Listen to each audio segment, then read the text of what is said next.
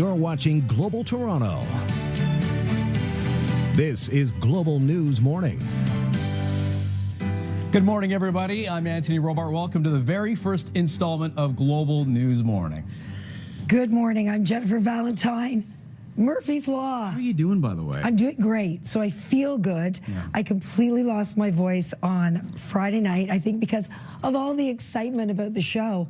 And thank you, Dr. Hands in Toronto, who saw me last minute and actually brought my voice back. So this isn't weather related at all?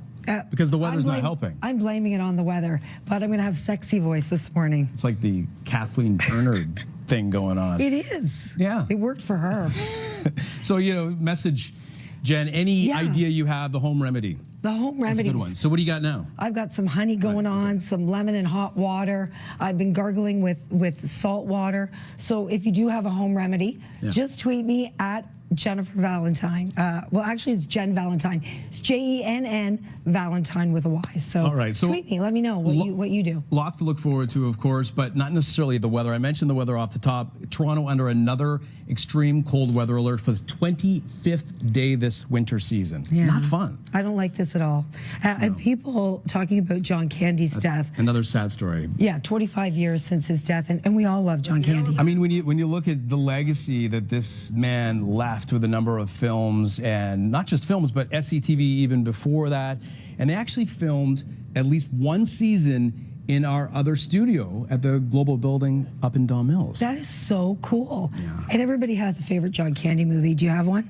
Planes, Trains, and Automobiles, without question. I mean, but you think Uncle of Buck. every film. Yeah, there's so many. Of course, we'll look at that. And a lot of people paying tribute. 25 years. He died when he was 43 years old. Yeah, and Ryan Reynolds tweeted something out. It's been retweeted already 50,000 times. And I was fortunate enough to interview his beautiful daughter, Jennifer, and she keeps his legacy alive. All right, we'll talk about that in a moment, but let's get your first look at the forecast. Liam Vu is standing by outside with a look at this. Another very cold day. What's the latest, Liam? Yeah, you bet. We are under that extreme cold weather alert. Of course, you were mentioning that. And believe it or not, spring officially arrives March 20th. We're already a few days into March, but it feels more like January or February. Now, of course, at Metro Hall early this morning, that is where one of the many warming centers have been open. Now, this extreme cold weather warning is issued whenever temperatures drop to -15 or -20 with that wind chill. So, of course, today is very, very cold. As you get the kids ready, as you get ready yourself, just make sure to bundle up. And of course, if you got any pets as well, make sure that they're staying indoors and that they're staying warm. Temperatures right now, we are sitting at -12. Now, you'll be happy to know that we'll see plenty of sunshine for today, but not a whole lot of warmth, unfortunately. We are sitting in the minus a double-digit temperature range, and right now it feels like -20. So definitely hitting that threshold for that extreme cold weather alert. Your winds staying calm for today, and even though we're seeing a mix of sun and cloud, we might see some light flurries later this afternoon. So in terms of your daytime high, not much to look forward to. We're sticking around -12 towards the noon hour, then -8 towards 3 p.m. Once again, an extreme cold weather alert in place, so bundle up. Coming up, I'll have your 7-day forecast, and I'll give you the lowdown on what you can expect as we head towards the first full week of March. That's a look at your forecast. Over to you. Liam, thank you so much. We'll see you in a few minutes. Well, could Toronto finally see a significant property tax hike? Now, this is one of the pocketbook issues at City Hall. Today, our Marianne Domain is in the newsroom with this story. Good morning, Marianne. Good morning, Antony. Mayor John Tory and the Executive Committee will be meeting at 9:30 this morning at City Hall. That's when taxpayers will get a better idea of just how much more we will be having to shell out this year. Now, the mayor and the committee will be finalizing the 2019 budget, and we're going to get more details there as well. There are mounting calls, though, to raise property taxes. In fact, a recent Ryerson University study found that Toronto homeowners pay among the lowest rates in the GTA and could afford to pay 20% more. As for what else will be on the agenda, councillors will also discuss water and solid waste rates as well as parking fees. Now, Mayor John Tory will be addressing the media at 9 this morning ahead of the meeting, and then, of course, we'll get more details on exactly what taxpayers can expect this year. I'll send it back to you. Okay, thank you so much, Marianne. Well, facing heat over the SNC level and scandal, the Prime Minister is in the GTA today trying to shift attention to climate change. Justin Trudeau will visit a family in Mississauga to talk about the Climate Action Incentive payment. This comes as the Liberals roll out their election campaign. Now, in an ad, Trudeau says, quote, "Some politicians want to go back to the Harper years when pollution was free." For his part, Conservative leader Andrew Scheer has said the carbon tax will drive up the cost of consumer goods. He also, in another story, called on the Prime Minister to resign over the SNC scandal. Well, last year, the province hit the brakes on the gender pay gap law, and now the Ford government is hoping to get feedback from businesses. The consultations come after the province paused the implementation of a law from the previous Liberal government. This would have required large employers to track and report compensation gaps, demand all publicly advertised job postings include a salary rate or range, and ban employers from asking about past compensation. In other news, a Toronto cafe is suing the province for $1.1 million after its plans to sell pot with a cup of joe went up in smokes. That's right, cannabis and coffee on Front Street, right downtown, isn't exactly living up to its name. It opened last summer with plans to expand into a legal dispensary. Those plans were quashed when the Ford government decided to award 25 locations with retail cannabis licenses through a lottery system.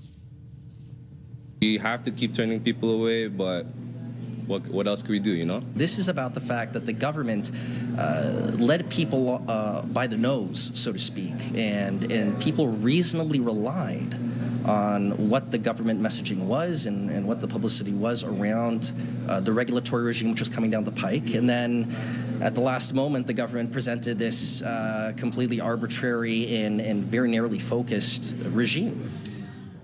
The lawyer representing the cafe owner says other businesses have approached him with similar complaints, and a class action lawsuit is in the works.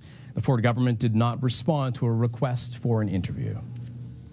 Well, Toronto yogis hit their mats for a good cause on Sunday. People of all ages and abilities came together at Bridgepoint Active Healthcare.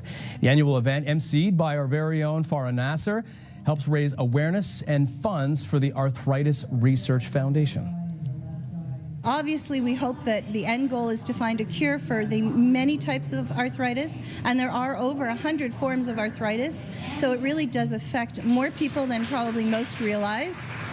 And while the cure is the end game, all those supports that lead to the cure are just as important.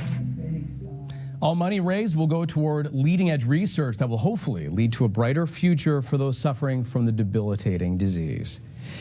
Well, comedian Ellen DeGeneres brought her speaking tour to Toronto. DeGeneres was at the Scotiabank Arena for 2 shows. She spoke candidly about her life in the spotlight, cracking lots of jokes along the way.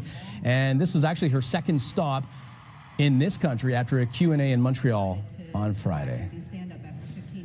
All right, how fun would that be? Definitely one of the best. Let's throw it over to Jen and Liam with more. Hi, guys. Oh my God, I was at Ellen last night. I pulled a full-on Jennifer Valentyne. You're always out on the in the community checking on events, and I'm never out. I'm just with my cat. And last night I felt like you. I was channeling my own Jennifer Valentyne. You never go out. Was this last minute? Maybe just a little bit. Just a little bit. I knew the morning of that I was going to go. That's great. But Ellen was so good, so inspirational. And Jen, welcome. How many cups of coffee have you had? Well, you know what? I drink coffee a couple of times a week. It's a treat for me because I was never a coffee drinker before. But I've had a lot of tea because I am losing my voice, or I completely lost it on the weekend.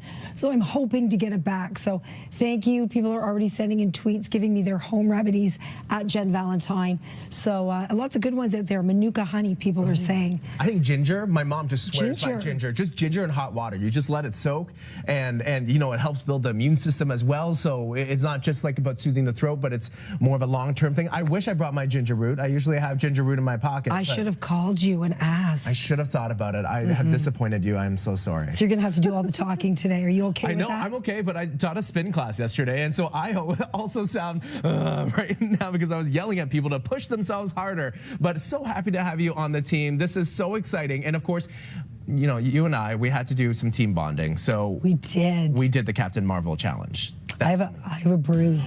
It gets intense. Just wait. We save the world, but with a little friendly competition first. So that's coming up about whether or not we have what it takes to become Captain Marvel. Stay tuned.